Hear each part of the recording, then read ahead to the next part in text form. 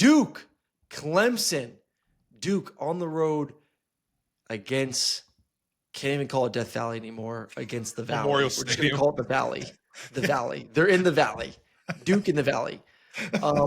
Before we get to Clemson and before we get to Dabo and all that, I'm gonna let you you run with that. So I want to start with Duke first, because let's give Duke their flowers. Oh, yeah. This is a Duke team that's been a really interesting season. Obviously, a lot of high expectations. A great year a year ago.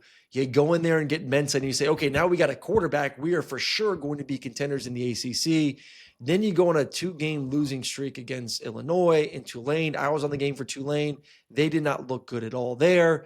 Then, you lose to Georgia Tech in a game which they played really well, just couldn't figure out a way to score inside the red zone, which is crazy thinking how bad Georgia Tech looked this past weekend. And we'll get to that game obviously too. But it's a team right now, you look at it, 5-3 overall, 4-1 in the conference. Darian Mensa is one of the premier quarterbacks in college football. The dude is absolutely dealing. You got a running game going. You got receivers. The defense kind of hit or miss this year, unfortunately, but still some talent on that side of the football. Where are you with Duke? Like, you look at their schedule: UConn, Virginia, North Carolina, Wake Forest. Really, you circle Virginia and Wake Forest, and both those games are going to be at Duke. Right. Do you think we're talking about Duke in the ACC championship? Oh, yeah. I mean, they're surely going to try to wreck everything. And I think that biggest, deal there is the Virginia game. And is that literally an elimination game? It is, as of right now. It's an elimination game. Whoever loses that is out. And you're not going to be, in the ACC championship with a fighting chance to get in the college football playoff. So as you mentioned, matchups is such a huge key and such a big part of this thing. Duke's run defense has been up and down. I mean, there's times where they've looked electric. There's other times where they haven't. And that's an interesting piece going against Virginia, because they finally this past week figured their run game back out. They ran the ball very, very, effectively. And I think that's going to be an issue. So absolutely, Duke's squaring this battle. And that is also the fun part. I mean, you look at the SEC, you look at the ACC, who the heck is going to be in those championship games? We don't know. We have no idea. And right when you think you got an idea, that team loses or another team randomly wins, and you're like, well, okay, that extends some things out there. So I was really impressed, man, with Duke coming out very fast. I mean, scoring 21 points in a hurry against Clemson, and then weathering the storm. Like, Clemson punched right back really, really hard, and yet somehow, some way, Duke finds a way to win the game. I do want to address the call that, and maybe that transitions us a little bit to Coach Swinney and company. Like, who are your? I just want to hear this real quick. Like, if you had to pick right now today, and then we'll get to the Clemson talk. Yeah. And first of all, like the conference championship races across the country right now, like the Big 12, the ACC, the American.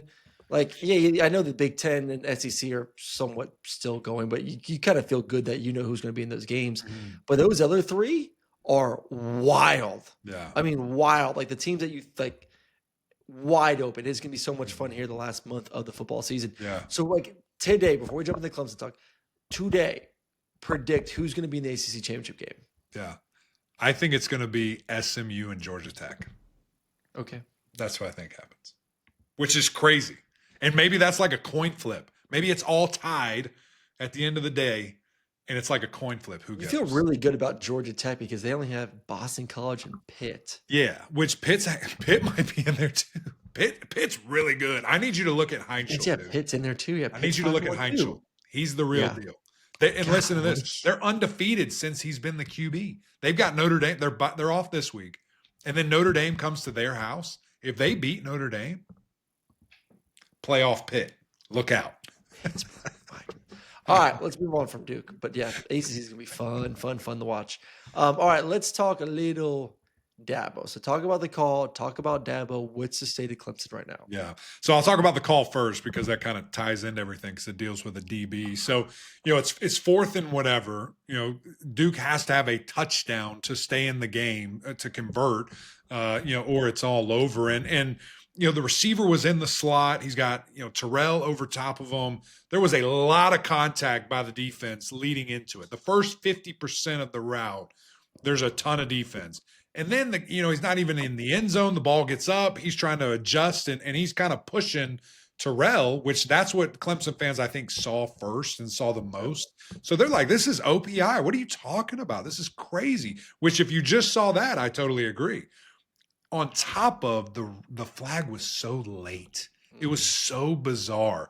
But I think it was justified with what happened at the beginning.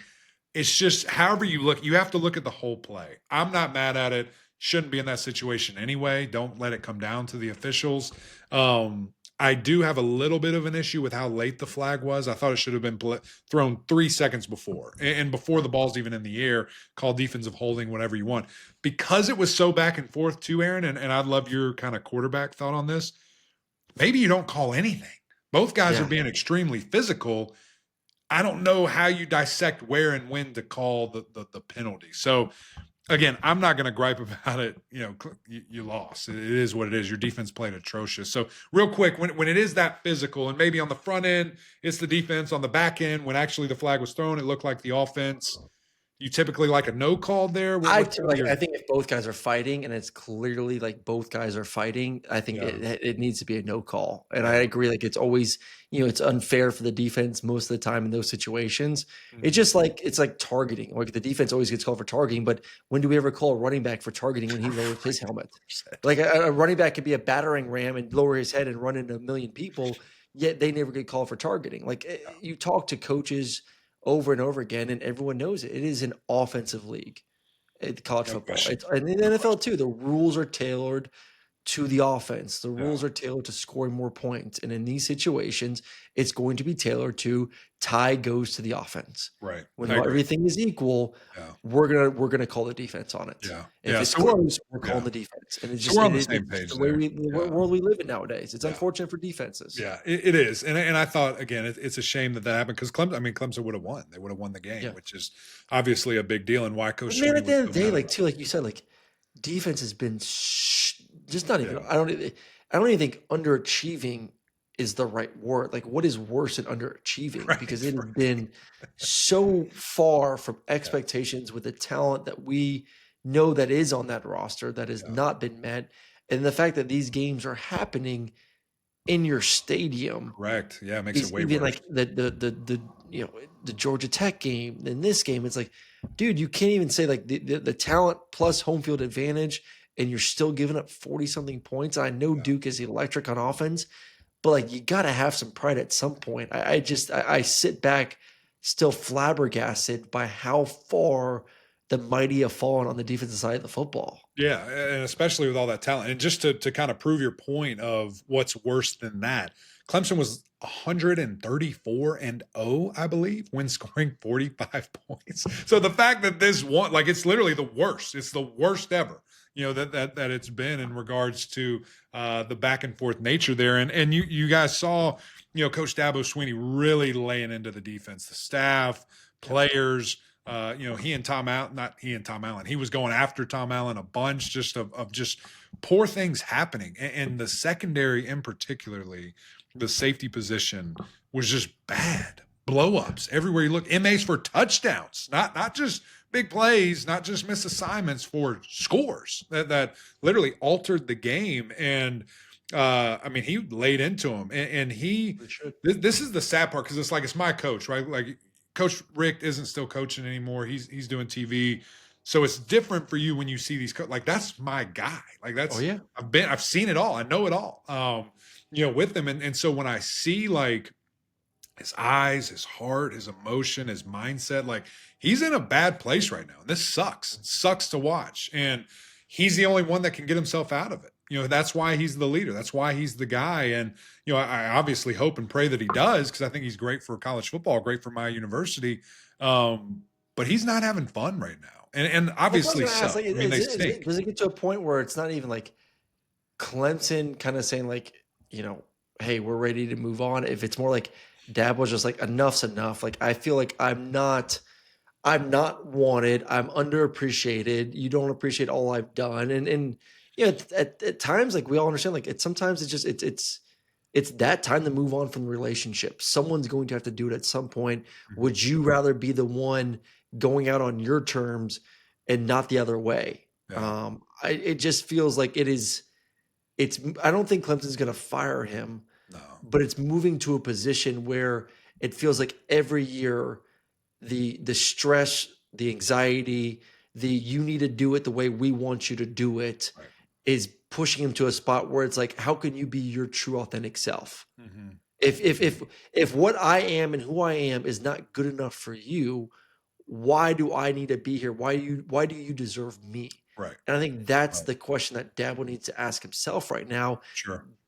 I feel like he's being pushed in directions that is it good for like will it garner success for him going forward and for Clemson? Maybe. But if it's not who he is and he's not comfortable doing certain things, then it won't. Yeah. And if you're going to keep banging your head on a wall, is it really worth doing that year after year for either side? So Sure.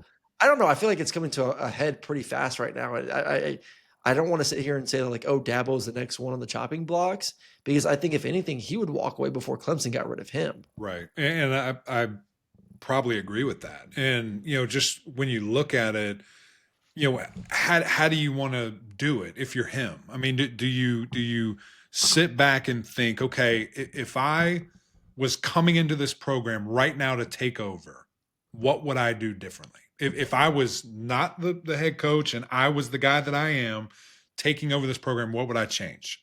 That's an interesting question for him from a evaluation standpoint of the staff, of the player recruiting, all these different things.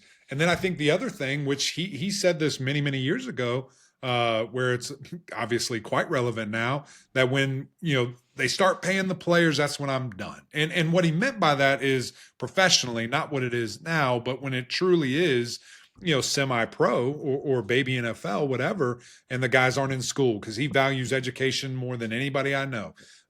When it turns into that, but has it already kind of turned into that? And is it an unnecessary byproduct? And we've seen this in a lot of coaches, man, that just walk away. We've seen it more so in position coaches that okay, this is different. I just want to coach now. I'm just going to go to the NFL.